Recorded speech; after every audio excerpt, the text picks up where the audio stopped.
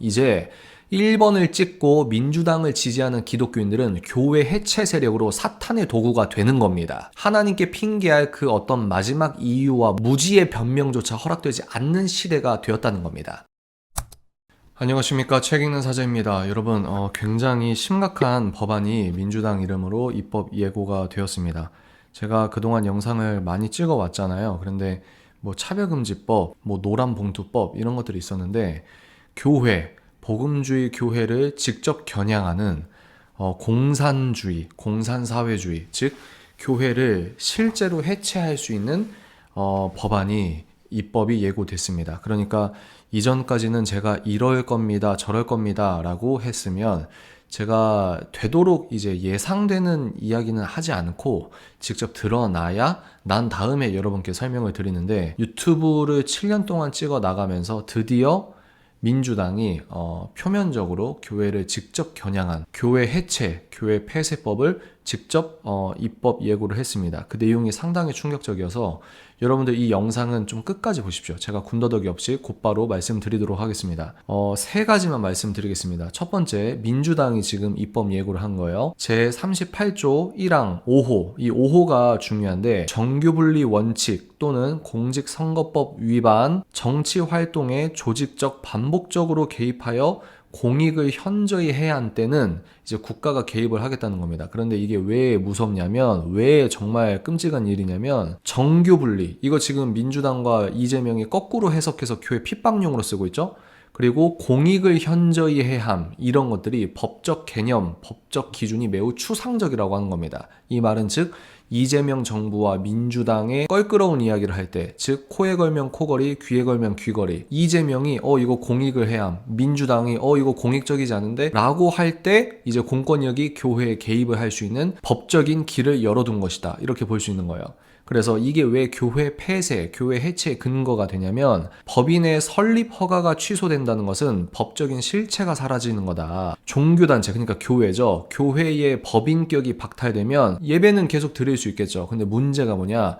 세제 혜택이 박탈되고 재산권 행사가 불능하다. 그런데 세제 혜택이 박탈된다고 해보십시오. 그 교회 운영이 되겠습니까? 또 교회 법인이 갖고 있는 재산권 자체를 박탈한다는 건 교회의 자유 자체를 뺏어간다는 거예요. 제가 예전에 말씀드렸듯이 개인의 자유는 개인의 사유재산권과 분리가 안 됩니다. 사유재산권이 없는 개인의 자유가 없고요, 개인의 자유가 없는 사유재산권이 없는 것과 비슷합니다. 그러니까 교회의 재산권 행사 자체를 불능하게 만들어버린다. 어떤 주체가요? 정부와 민주당이 그렇게 한다는 겁니다. 두 번째입니다. 영장 없이 교회 장부 및 주요 서류들을 공권력이 조사하고 면밀히 살펴볼 수 있는 말도 안 되는 내용들이 들어있습니다. 제38조 2항입니다. 의심할 만한 상당한 이유가 있을 때에 공무원들이 교회에 들어와서 교회 장부와 서류를 검사한다는 거예요. 의심만으로. 여기서 의심은 편견도 있겠죠? 민주당 편에 서 있는 지금 재판하는 판사들도 보십시오.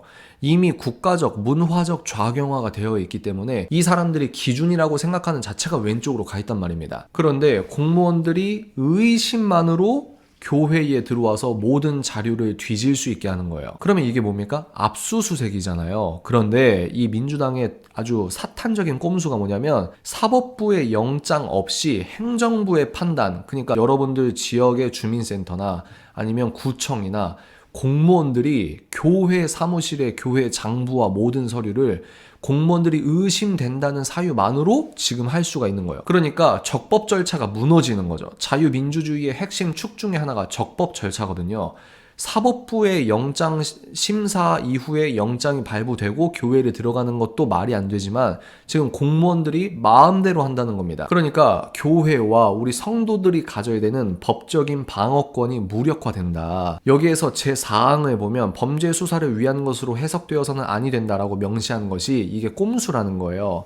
역설적으로 형사소송법상 피의자의 방어권, 묵비권, 변호사 조력 이런 것들을 보장하지 않으면서 행정부의 공무원들이 꼼수로 교회의 장부를 들여본다는 거거든요. 즉 수사기관이 아닌 행정공무원이 조사를 수행함으로써 헌법적으로 당연히 우리 교회가 보호를 받아야 되는 그 당연한 기본권 자체를 우회해서 폐부부터 접목하는 겁니다. 마지막 세 번째, 자녀 재산의 국고 귀속입니다. 제80조 4항과 5항을 보면은 설립 허가가 취소가 됐어요. 그러니까 니네 교회 목사님 이번 설교 들어보니까 차별금지법 반대했네. 민주당에 해가 되는 설교를 했네. 너네 성도한테 투표 독려하는 문자 보냈네. 너네 우파 성향의 교회네. 그러면 의심된다고 하면서 장부 걷어들입니다. 그리고 이 교회 반대 세력들이 편향된 조사를 하겠죠. 이미 그 교회 들어온다는 것 자체부터 편향된 거니까요.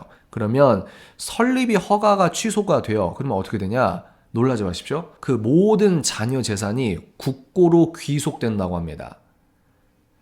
여러분, 이건요, 진짜 우리가 그동안 이럴 것이다 저럴 것이다 했던 교회를 해체하는, 국가가 교회에 들어갈 수 있는 법리적인 길을 열어놓고 교회 장부 열고 니네 이거 잘못했지? 너네 이제 법인 설립 허가 취소됐어. 그러면 어떻게 된다고요?